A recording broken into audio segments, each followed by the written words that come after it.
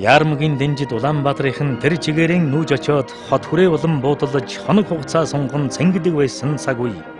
Төв зэнгэлд хүрээлэнтэй болж түүн дотроо баярлдаг болсон арай хожуу үеийн түүхэн дурсууд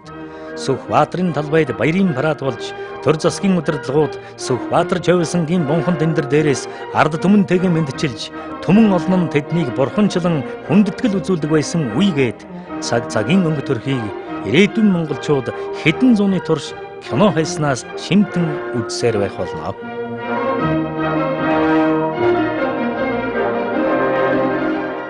Төвдөн дорж Бат суур, Мөнхбат, Баянмөнх, Цэрэн тогтох, Хадбаатар, Батэрдэн, Сүхбат, Өсөх баяр гээд улс хувьсгалын их наадамдан эд хаваан гайхуулж Монгол бүхэн агуу гайхамшигыг мөнхөлсөн аваргуудын төгс төгөлдөр барилдаануудыг сонирхсон хүн хүссэн цагтан үзэх боломжийг баримтат кинол өгдөг. Төрийн хүн их баяр цэнгүүнд 10 гаруй удаа төрүүлж, учир мэдэхгүй гадныханд нэр нь цол мэт ойлгогдох болсон их аварга Бадмаанямбуугийн Батэрдэн 24 насндаа заан цолтой байхтан анхны түрүүгэн авсан дурсгалд мөчиж,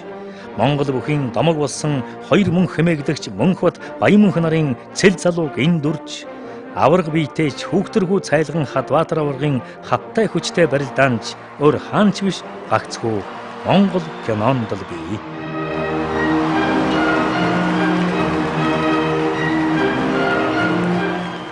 Хойтон жилийн наадман хоног тоолон хүлээсээр дэлгэр зуны цагт цэнгэл хөөрөн үүдэлдэг Монгол түмэн энэ өдөр хүлгийн сайнаа эмээлж, эдийн сайнаа өмсч, үгийн бэлэгтэй хэлэлцдэг эртний сайхан уламжлалтай.